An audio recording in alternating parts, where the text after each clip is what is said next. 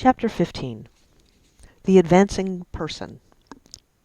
What I've said in the last chapter applies as well to the professional person and the wage earner as to the one who is engaged in the mercantile business. No matter whether you're a physician, a teacher, or a clergy person, if you can give increase of life to others and make them sensible of the fact, they will be attracted to you and you will get rich. The physician who holds the vision of themselves as a great and successful healer, and who works towards the complete realization of that vision with faith and purpose, as described in former chapters, will come into such close touch with the source of life that they will be phenomenally successful. Patients will come to them in throngs. No one has a greater opportunity to carry into effect the teaching of this book than the practitioner of medicine. It does not matter to which of the various schools they may belong, for the principle of healing is common to all of them, and may be reached by all alike. The advancing person in medicine, who holds to a clear mental image of themselves as successful, and who obeys the laws of faith, purpose, and gratitude, will cure every curable disease undertaken, no matter what remedies used. In the field of religion, the world cries out for clergy who can teach hearers the true science of abundant life. The one who masters the details of the science of getting rich, together with the allied sciences of being well, of being great, and of winning love, and who teaches these details from the pulpit, will never lack for a congregation. This is the gospel that the world needs. It will give increase of life, and people will hear it gladly, and will give liberal support to the one who brings it to them. What is now needed is a demonstration of the science of life from the pulpit. We want preachers who can not only tell us how, but who in their own persons can show us how. We need the preacher who will themselves be rich, healthy, great, and beloved, to teach how to attain these things. And when that person comes, they will find a numerous and loyal following. The same is true of the teacher who can inspire the children with the faith and purpose of the advancing life.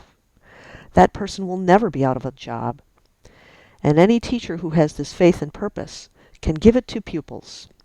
They cannot help giving it to them, as it is part of their own life and practice. What is true of the teacher, preacher, and physician is true of the lawyer, dentist, real estate agent, insurance agent, of everybody. The combined mental and personal action I have described is infallible. It cannot fail.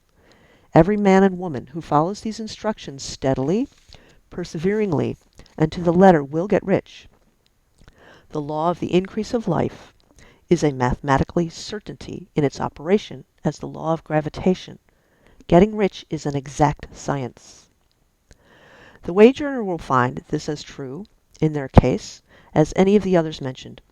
Do not feel you have no chance to get rich because you're working where there is no visible opportunity for advancement, where wages are small and the cost of living high.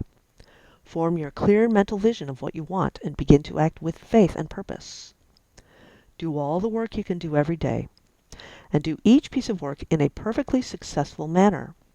Put the power of success and the purpose to get rich into everything that you do. But do not do this merely with the idea of currying favor with your employer in the hope that that person or those above you will see your good work and advance you. It's not likely that they will do so. The one who is merely a good worker, filling their place to the best of their ability and satisfied with that, is valuable to the employer, and it's not to the employer's interest to promote them. They're worth more where they are. To secure advancement, something more is necessary than to be too large for your place. The one who's certain to advance is the one who is too big for their place and who has a clear concept of what that person wants to be, who knows that they can become what they want to be, and who is determined to be what they want to be. Do not try to more than fill your present place with a view to pleasing your employer. Do it with the idea of advancing yourself.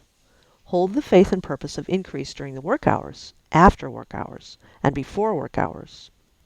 Hold it in such a way that every person who comes in contact with you, whether foreman, fellow worker, or social acquaintance, will feel the power of purpose radiating from you, so that everyone will get a sense of advancement and increase from you.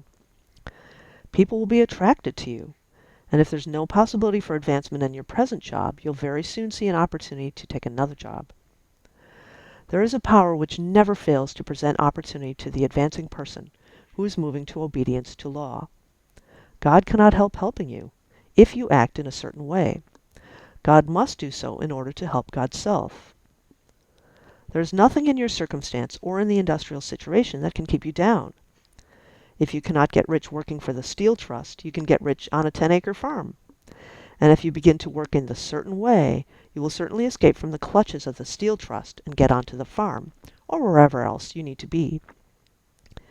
If a few thousands of its employees would enter upon the certain way, the Steel Trust would soon be in a bad plight. It would have to give the workers more opportunity or go out of business. Nobody has to work for a trust.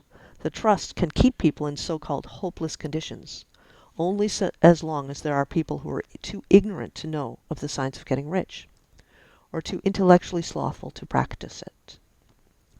Begin this way of thinking and acting, and your faith and purpose will make you quick to see any opportunity to better your condition. Such opportunities will speedily come, for the Supreme, working in all, and working for you, will bring them before you. Do not wait for an opportunity to be all that you want to be. When an opportunity to be more than you are now is presented, and you feel impelled towards it, take it. It will be the first step towards greater opportunity. There is no such thing possible in this universe as a lack of opportunities for the one who is living the advancing life. It is inherent in the constitution of the cosmos that all things shall be for the one, and work together for that person's good, and that person must surely get rich if they act and think in a certain way. So let the wage earner, men and women, study this group with great care, and enter with confidence upon the course of action it prescribes. It will not fail.